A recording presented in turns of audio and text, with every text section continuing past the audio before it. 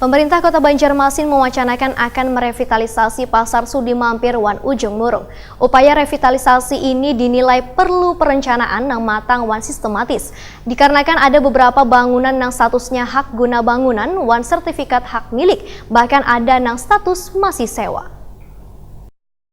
Pemerintah Kota Banjarmasin mewacanakan akan merevitalisasi Pasar Sudi Mampir Wan Ujung Murung. Upaya revitalisasi ini dinilai perlu perencanaan yang matang wan sistematis. Dikarenakan ada beberapa bangunan yang statusnya hak guna bangunan wan sertifikat hak milik, bahkan ada yang status masih sewa. Anggota Komisi 2 DPRD Banjarmasin Faisal Haryadi Waitakoni Primativio memadahkan perlu adanya pendataan ulang agar dapat dipilah yang mana berstatus HGB wan SHM atau masih status sewa, supaya kada menimbulkan persoalan di kemudian hari. Untuk pedagang yang diperkirakan 1.500 buah, menurut politisi PAN ini prosesnya akan memakan waktu lawas. Namun untuk membuat kesepakatan wan menghasilkan persepsi nang sama antara pedagang wan Pemko Banjarmasin perlu adanya proses nang panjang. Faisal Haryadi berharap di tahun 2019 ini revitalisasi itu dapat segera dilaksanakan. Lantaran pasar sentra grosir terbesar di Kalimantan Selatan ini merupakan sentra perdagangan yang menjadi primadona Banjarmasin. Sehingga keberadaan bentuk wan penataannya harus lebih baik lagi ke depannya. Selawas ini dilakukan revitalisasi, pemerintah kota harus mencarikan lokasi sementara untuk pedagang agar kada menghambat aktivitas mereka, wan lokasinya kada jauh dari tempat semula berdagang.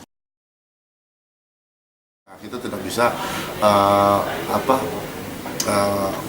satu pihak saja yang menentukan di mana nanti. Kami berharap bahwa kalau nanti sudah kesepakatan antara pemerintah kota dan pedagang sudah komitmen untuk dilakukan revitalisasi, seperti apa polanya, kemudian seperti apa bentuk bangunannya, sehingga revitalisasi kemudian penampungan sementara itu bisa disepakati. Kami sih berharap bahwa tidak jauh lah dari lokasi yang sekarang ini.